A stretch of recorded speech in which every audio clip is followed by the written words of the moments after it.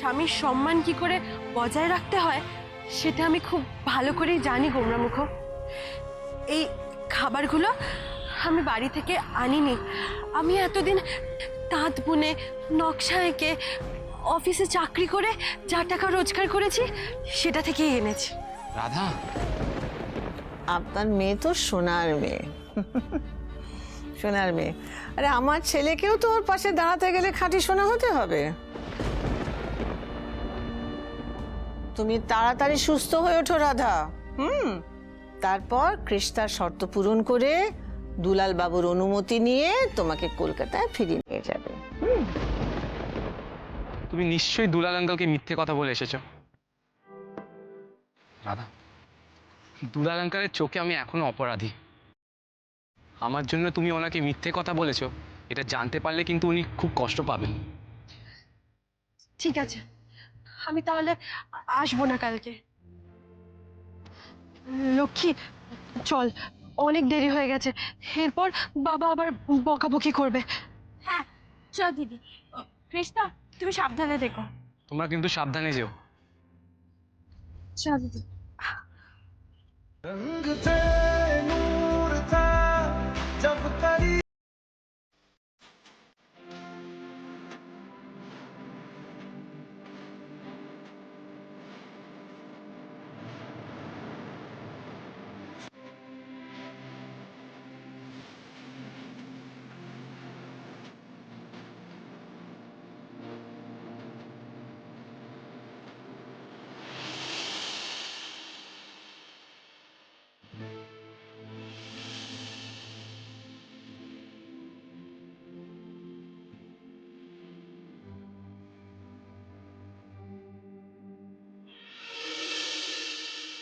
শোভা, stop, just stop.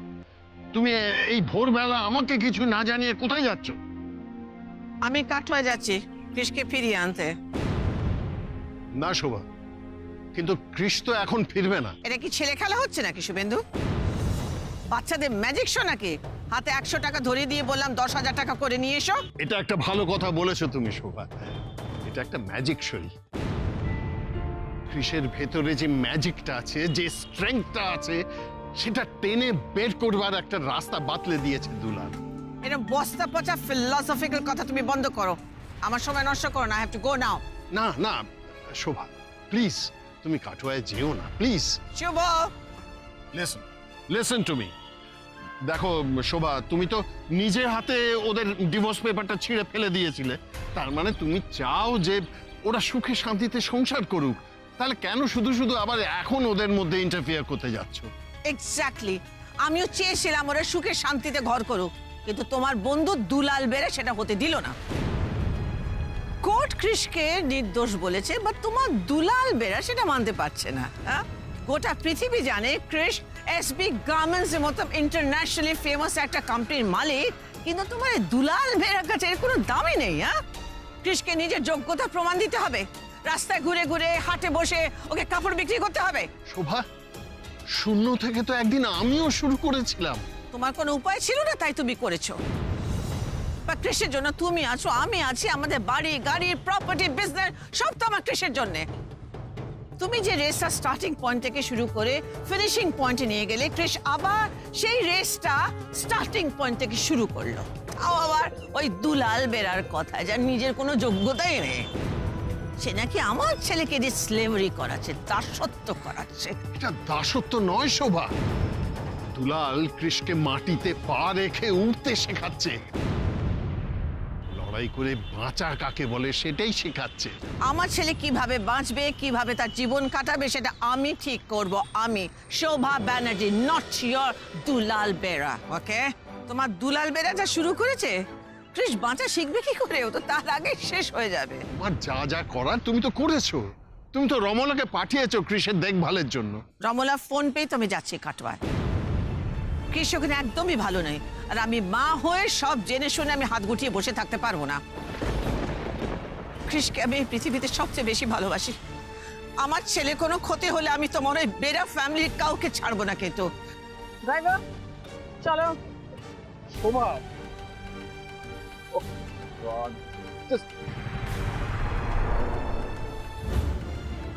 উফ, শোভা কাটোয়ায় গিয়ে না জানি কি ঝড়টাই তুলবে। তবে আমি জানি আমার রাধামা ঠিক সব সামলে নেবে। রাধা, গোমরামুখা, রাধা, গোমরামুখা, গোমরামুখা, এদিকে এসো। রাধা, রাধা কি হচ্ছে নাকি? রাধা, গোমরামুখা, রাধা, কেন যাবো আপনার কাছে? আপনি তো আর সকালে আমাকে আসতে বারণ করে দিয়েছিলেন। রাধা,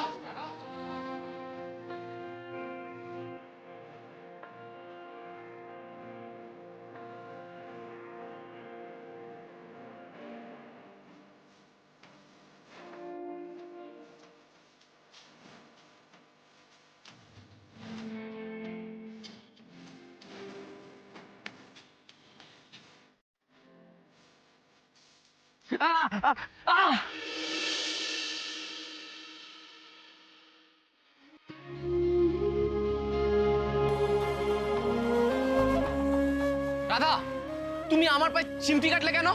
বেশ করেছি, চিমটি কেটেছি। সেই কখন থেকে ডেকে ডেকে হাঁপিয়ে গেলাম, আর আপনি তো উঠছেনই না। কি কুম্ভকর্ণের মতো ঘুম রে বাবা। সত্যি রাধা, তোর কোনো বুদ্ধি নেই।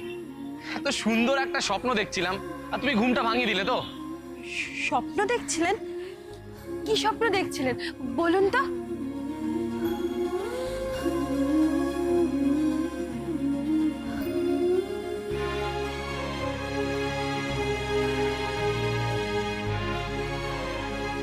কি স্বপ্ন দেখছিলাম তোমাকে কেন বলবো? বাবা, এই গরমে গাছতলায় শুয়েও যে কেউ স্বপ্ন দেখতে পারে, এই প্রথম আমি আপনাকেই দেখলাম। বলতে হবে না আপনি কি স্বপ্ন দেখেছেন, আমিও আপনার স্বপ্ন শোনার জন্য বসে নেই। এই রাধা, কটা বাজে? এই বাবা, আমার তো দেরি হয়ে গেল, আমাকে তো এক্ষুনি বেরোতে হবে। প্রথমে নোয়াপাড়া, নতুনগঞ্জ, তারপর স্বপনপুর যাব। ওকে, বাই। দাঁড়ান দাঁড়ান দাঁড়ান, অত তাড়াহুড়ো করার মতো কিচ্ছু হয়নি। এই শাড়ির গাঁটরিটার সঙ্গে আপনি এইটাও নিন। এইটা আবার কি? লক্ষ্মী আপনার জন্য নুন চিনি জল করে পাঠিয়েছে। এই বোতলটা ভিজে কাপড়ে মোড়া আছে, অনেকক্ষণ ঠান্ডা থাকবে। ও, লক্ষ্মী পাঠিয়েছে? কেন, কাল যে বলে গেল, মনে নেই আপনার? না, কাল তো অ্যাকচুয়ালি আরো অনেক কথা বলেছিল। সকালে আসবো না, এই করব না, ওই করব না, ইত্যাদি ইত্যাদি। যখন যখন আপনার তেষ্টা পাবে তখন এই বোতলে চুমুক দেবেন, তাহলে শরীরটা আপনার ঠান্ডা থাকবে।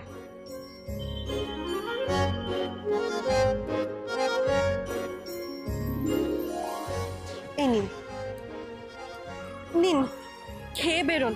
সবসময় কাজে বেরোনোর আগে পেট ভর্তি রাখতে হয়, তবেই না কাজে মন বসে।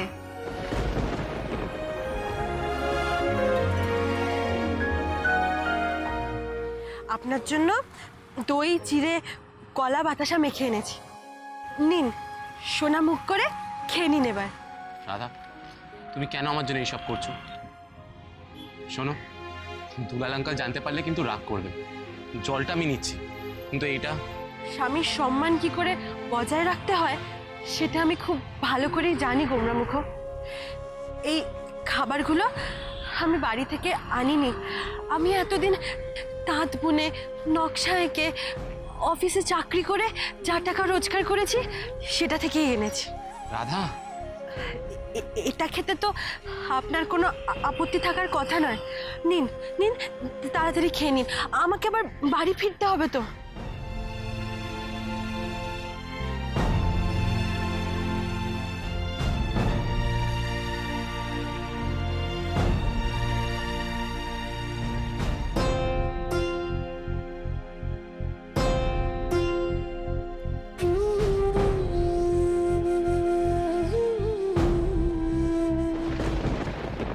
আচ্ছা গৌরব, তুই আমাকে এটা বল, কৃষির ওই রোড অ্যাক্সিডেন্টের ইনভেস্টিগেশন কতদূর এগোলো? দেখ, ইনভেস্টিগেশন কিন্তু আমরা অনেকটা এগিয়ে নিয়ে গেছি। রোড সাইডে মানে হাইওয়েতে যতগুলো সিসিটিভি ফুটেজ আমরা পেয়েছি সবকটাকে আমরা খতিয়ে দেখছি। এবার কোনো কিছু ডাউটফুল দেখলে আমরা সাথে সাথে ডেকে জিজ্ঞাসাবাদ করব। কিন্তু বাই দ্য ওয়ে, মানে তোকে এত টেন্স লাগছে কেন? মানে আবার কোনো অ্যাক্সিডেন্ট নাকি? হ্যাঁ, না মানে রাধা, কৃষির ওয়াইফ। তাকে কেউ বিষ খাইয়ে মারার চেষ্টা করেছে। হোয়াট?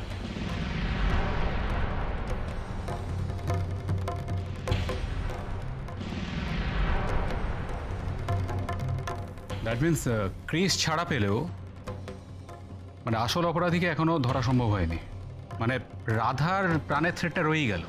এক্স্যাক্টলি গৌরব, তাই তো আমি চাই যে তুই তাড়াতাড়ি এই লোকটাকে আইডেন্টিফাই করে অ্যারেস্ট করে লকআপে ঢুকিয়ে দে। দ্যাট মিনস আমাকে তোর বাড়ি আর কাটোয়া এই দুটো জায়গা থেকে গিয়েই কিন্তু ইনভেস্টিগেশন করতে হবে। তোর যা দরকার তুই তাই কর, আমি তোকে সমস্তভাবে হেল্প করতে রাজি আছি, বাট প্লিজ এই ক্রিমিনালটাকে তাড়াতাড়ি খুঁজে বার কর। শাড়ি চাই, শাড়ি, রং বেরঙের সস্তায় তাঁতের শাড়ি আছে, টেকসই শাড়ি। শাড়ি চাই, শাড়ি। দিদি, দিদি, শাড়ি নেবেন নাকি? দেখাবো শাড়ি। শাড়ি চাই, শাড়ি, ভালো তাঁতের শাড়ি।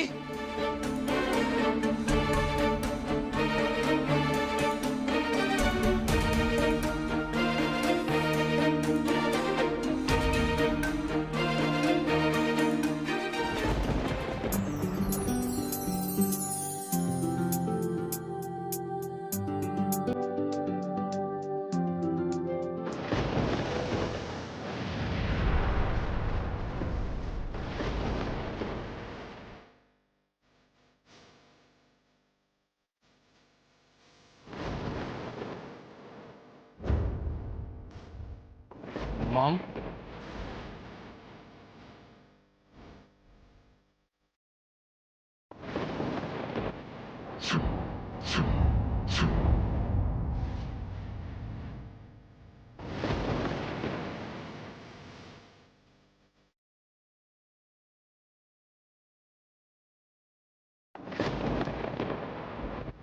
মম কি করছো মম?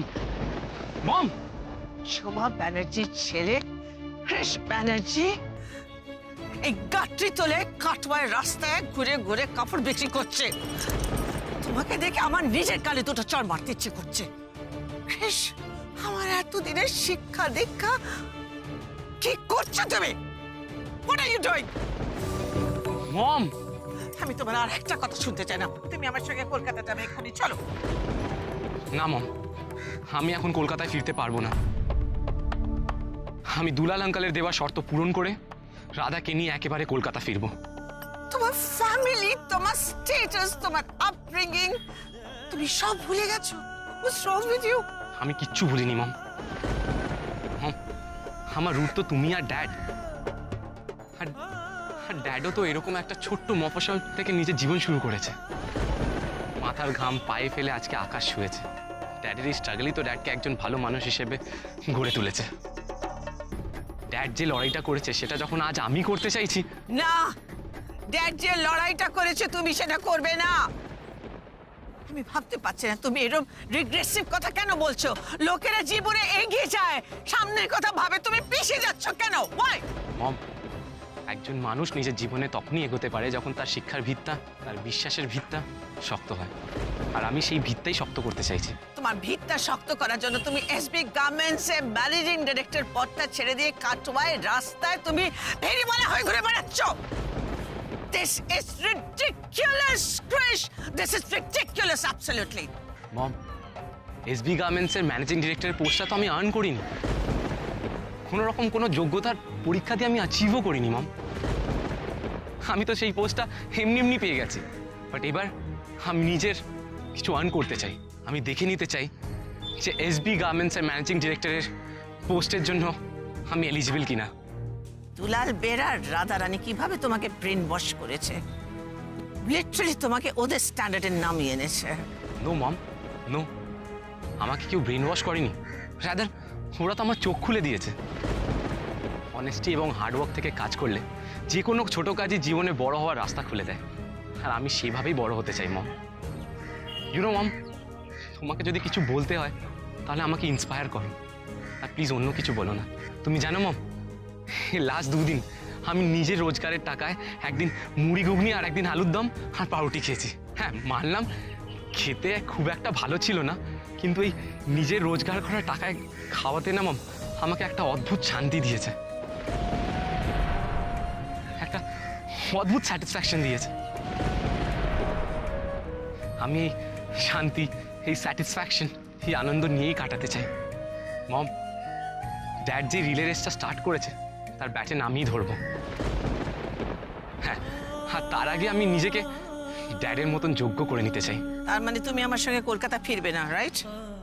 না মম, রাধাকে এখান থেকে না নিয়ে আমি কিছুতেই কলকাতা ফিরবো না। আমি আসি মম, আমার দেরি হয়ে যাচ্ছে। কৃষ,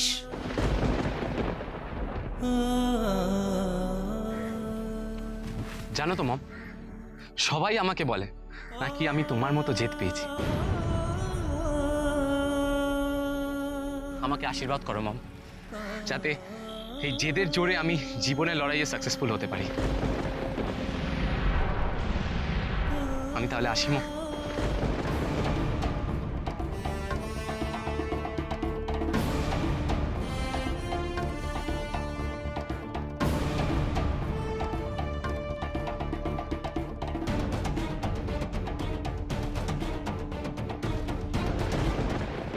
দিদি শাড়ি চাই, শাড়ি রং বেরঙের ভালো তাতে শাড়ি আছে সস্তা দামে।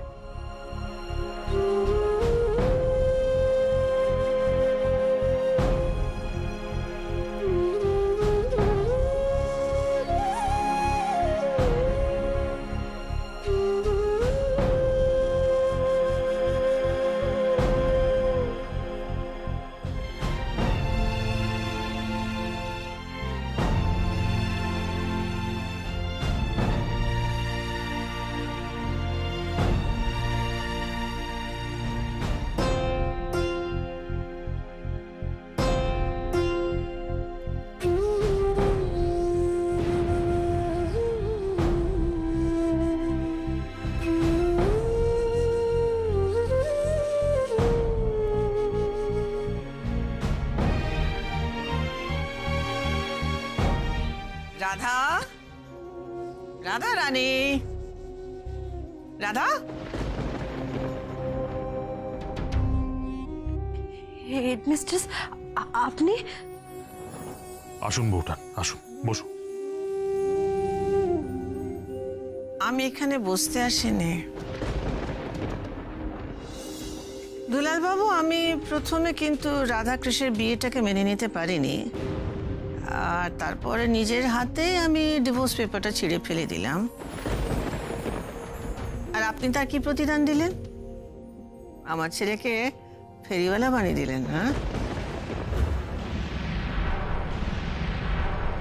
বউঠান দেখুন। হ্যাঁ দেখে এলাম তো। আপনাদের বাড়িতে আসার আগে তো সব নিজের চোখে দেখলাম।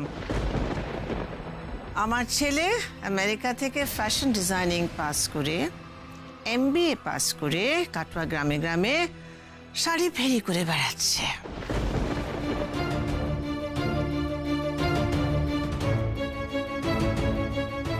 হেডমিস্ট্রেস, বাবা কিন্তু কুমড়োমুখর ভালোর জন্যই। এত চুপ কথা,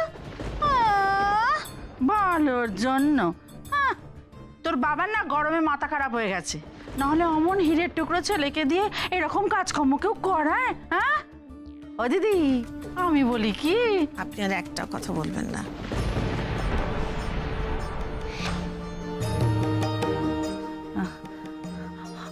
ও দিদি, বললাম না আপনি আর একটা কথা বলবেন না। দুলাল বাবু যা করেছেন ঠিক করেছেন।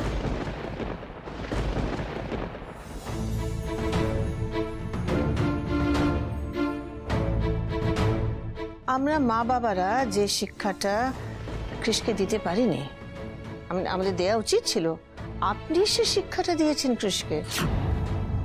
স্বাবলম্বী হওয়ার শিক্ষা, নিজের শক্তিতে বলিয়ান হওয়ার শিক্ষা। জানেন তো, আমি সারা জীবন চেয়েছিলাম যে আমার কৃষ ওর ড্যাডের মতো হোক। আজ আমি কৃষের মধ্যে শুভকে স্পষ্ট দেখতে পাচ্ছি। এই যে ওর মধ্যে আপনার দেওয়ার শর্ত পূরণ করার একটা যে জেদ তৈরি হয়েছে, মানে একটা কিছু করে দেখাবার যে জেদ তৈরি হয়েছে, এটা কিন্তু ওকে অনেক দূরে নিয়ে যাবে। I am so grateful to you Dulal বাবু।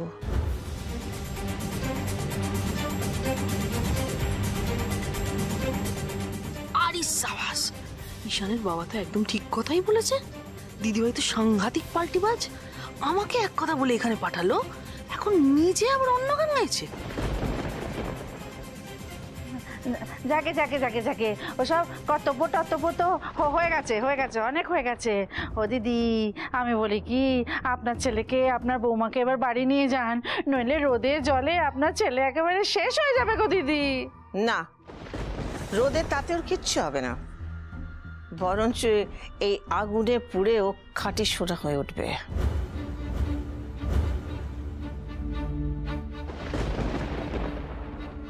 আপনার মেয়ে তো সোনার মেয়ে, সোনার মেয়ে। আরে আমার ছেলেকেও তো ওর পাশে দাঁড়াতে গেলে খাঁটি সোনা হতে হবে। তুমি তাড়াতাড়ি সুস্থ হয়ে ওঠো রাধা। তারপর কৃষ্ণার শর্ত পূরণ করে দুলাল বাবুর অনুমতি নিয়ে তোমাকে কলকাতায় ফিরিয়ে নিয়ে যাবে। ততদিন আমি আমার ঘরের লক্ষ্মীর জন্য ওয়েট করে থাকবো।